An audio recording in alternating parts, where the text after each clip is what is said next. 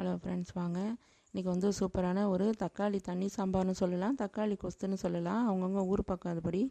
எங்கள் ஊர் பக்கம் வந்து இதை நாங்கள் வந்து கொஸ்துன்னு தான் சொல்லுவோம். இது வந்து பொடி போடாமல் செய்யாது, மிளகாத்தூள் பொடி எதுவும் சேர்க்காமல் வெறும் பச்சை மிளகா மட்டும்தான் சேர்க்க போகிறோம்.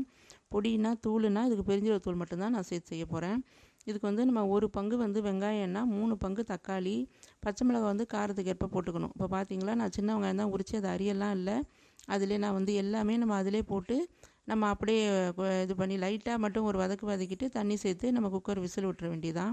இதுக்கு வந்து நான் பச்சை மிளகா அவங்க காரத்தை மாரி வச்சுக்கலாம். காஞ்ச மிளகா சேர்க்க வேணால் பச்சை மிளகா தான் சேர்க்கணும். மஞ்சள்தூள் போடணும், பெருஞ்சீரகத்தூள், உப்பு, தண்ணி, அவ்வளோ மட்டும்தான் நம்ம சேர்க்க போகிறோம். வேறு எதுவுமே இதுக்கு நமக்கு எக்ஸ்ட்ரா கிடையாது. கடுகு மட்டும்தான் தாளிக்க போகிறோம். தக்காளியும் வந்து குட்டி குட்டியாக அரியனோட அவசியம் இல்லை, இந்த மாதிரியே போட்டுக்கலாம். அந்த பழமாக இருந்ததுன்னா ரொம்பவே நல்லாயிருக்கும். அதுவும் பெரிய சின்ன வெங்காயம் இல்லைன்னா பெரிய வெங்காயம் கூட போட்டுக்கலாம். இப்போ பார்த்தீங்களா, இந்த அளவு தான் நான் வதக்கியிருக்கேன். ரொம்ப போட்டு வதக்கணும், எண்ணெய் ஊற்றணுன்ற அவசியம்லாம் கிடையாது. மஞ்சத்தூள் மட்டும் கலருக்காக, ஏன்னா தக்காளி ரொம்ப சேர்க்கறதுனால ரொம்ப ரெட்டாக இருக்கும் இல்லையா, அதனால் நம்ம மஞ்சத்தூள் மட்டும் கொஞ்சம் கூடுதலாக சேர்த்துக்கிட்டால் போதும். தேவையான அளவு உப்பு போட்டிருக்கேன். இது கூட நம்ம வந்து பெருஞ்சீரகத்தூள் மட்டும்தான் சேர்க்க போகிறோம். இதுக்கு வந்து பெருங்காயத்தூள் நம்ம சேர்க்க வேண்டாம். எப்போவுமே பெருஞ்சீரகத்தூள் சேர்க்குற இதில் வந்து நம்ம பெருங்காயத்தூள் சேர்த்தா டேஸ்ட்டு மாறும், நல்லா இருக்காது. அதனால் நம்ம அது சேர்க்கக்கூடாது. கொஸ்தில் தான் சேர்க்கணுமே தவிர இதை மாதிரி இதில் சேர்க்கக்கூடாது, நல்லா இருக்காது. இன்னும் வந்து நம்ம இதில் வேறு என்ன, தண்ணி வந்து இப்போ கொஞ்சம் தண்ணியாகவே வச்சா தான் இந்த நல்லாயிருக்கும். இந்த கொஸ்து இல்லை தண்ணி சாம்பார்னு கூட சொல்லிக்கலாம். அது வந்து நம்ம தேவையான அளவு தண்ணி ஊற்றி இப்போ நல்லா கலக்கி விட்டுற வேண்டியதுதான். இப்போ வந்து நம்ம குக்கருக்கு ஏற்ப, நம்ம தண்ணிக்கு ஏற்ப தான் இது வந்து அது நல்லா வேகும். அதனால் அதுக்கு தகுந்த மாதிரி நல்லா மசீர மாதிரி வரணும். எனக்கு 3 விசில் பரவாயில்ல, சரியாக வந்துடும். உங்களுக்கு எவ்வளவோ அதுக்கு தகுந்த மாதிரி வச்சுக்கலாம். இப்போ பார்த்தீங்கன்னா அந்த மாதிரி வந்து நம்ம எடுத்துட்டோம். இப்போ தண்ணியை மட்டும் இருத்து தனியாக வச்சுட்டு நல்லா கடைஞ்சி விட்டுறணும். மத்தாளியோ இது கிண்டி நல்லா கிண்டி நம்ம மசிச்சு விட்டுட்டு, இப்போ நான் என்ன அதில் சேர்க்குறேன்னா, ஒரே ஒரு ஸ்பூன் வந்து மாவுன்னு சொல்லுவோம் இல்லையா, பச்சரிசி மாவு வீட்டில் எல்லார் வீட்லேயும் வச்சுருப்போம். அது வந்து ஒரு ஸ்பூன், நான் ஒரு ஸ்பூன் தான் ஊற்றுறேன். ரொம்ப ஊற்றினா தடன்னு இருக்கும், ஒரு மாதிரி டேஸ்ட் மாறும்.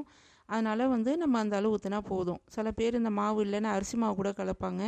அது நம்மளோட விருப்பம் தான். வேணால் அரிசி மாவும் கலந்துக்கலாம். கொஞ்சமாக எடுத்து ஒரு சின்ன சட்னி கரண்டி அளவு கொஞ்சமாக கலந்துக்கணும். நிறைய கலந்துடக்கூடாது, தடன்னு இருக்குமே தவிர டேஸ்ட்டு மாதிரி புளிப்பு டேஸ்ட்டு வந்துடும், நல்லா இருக்காது. அதனால் கொஞ்சமாக அதை கலந்துக்கணும். இப்போ நான் அரிசி மாவு விட்டு நல்லா கிண்டி விட்டுட்டேன். இப்போ பாருங்கள் எப்படி இருக்குன்னு, திட்டமாக இருக்குது. இந்த அரிசி மாவு வந்து நமக்கு இன்னும் கொஞ்சம் திக்னஸ் கொடுத்து கெட்டியாகும். அதனால் இந்த மாதிரி நல்லா கிண்டி விட்டுட்டு, நம்ம வந்து குக்கர் விசில்லாம் போட தேவையில்லை, வெயிட் போட தேவையில்லை. இப்படி சும்மா கொதிச்சாலே போதும். லைட்டாக மூடி வச்சுட்டு நல்லா கொதிக்கும் போது, இது வேண்டியவங்க, நான் முன்னாடியே தாளிச்சிட்டேன், அதனால் எனக்கு தாளிக்க மாட்டேன். நான் வெறும் கருவேப்பிலை இது முன்னா போட்டுக்கலாம். நான் முன்னாடியே சேர்த்துட்டேன். வேணும்னா இப்போ கூட கொத்தமல்லி குட்டி குட்டியாக கட் பண்ணியிருந்துன்னா போட்டுக்கலாம். அது உங்கள் இஷ்டம்தான். இதே வந்து நம்ம சப்பாத்தி இது மாதிரி பூரி இந்த மாதிரி கோதுமை தோசைக்கெலாம் சாப்பிட்றோன்னா, இதில் அரிசி மாவுக்கு பதில் நம்ம வந்து கடல மாவு கரைச்சி ஊற்றினா ரொம்பவே டேஸ்ட்டு சூப்பராக இருக்கும். வேணுன்னா நம்ம அதில் கூட மசாலாத்தூள் கூட போட்டுக்கிட்டோம்னா அதுக்கு ரொம்பவே சூப்பராக இருக்கும். நம்ம இட்லி தோசைக்குன்னா இந்த மாதிரியும், இந்த மாதிரி சப்பாத்தி இதுக்குன்னா இந்த மாதிரியும் செஞ்சுக்கலாம். ரொம்பவே டேஸ்ட்டு செம்மையாக இருக்கும். இப்போ தக்காளி விலை ரொம்ப கம்மியாக இருக்கனால நம்ம அதை அடிக்கடி இந்த மாதிரி ஐட்டம்லாம் இப்போ செஞ்சு சாப்பிட்லாம். இது ரொம்பவே சூப்பராக இருந்து ஃப்ரெண்ட்ஸ். தோசை எல்லாத்துக்குமே இது சூப்பராக இருக்கும், எல்லாத்துக்குமே சாப்பிட்லாம், ரொம்பவே நல்லாயிருக்கும். நீங்களும் செஞ்சு சாப்பிட்டு பாருங்கள் ஃப்ரெண்ட்ஸ். அடுத்த வீடியோவில் பார்ப்போம் ஃப்ரெண்ட்ஸ். Bye friends.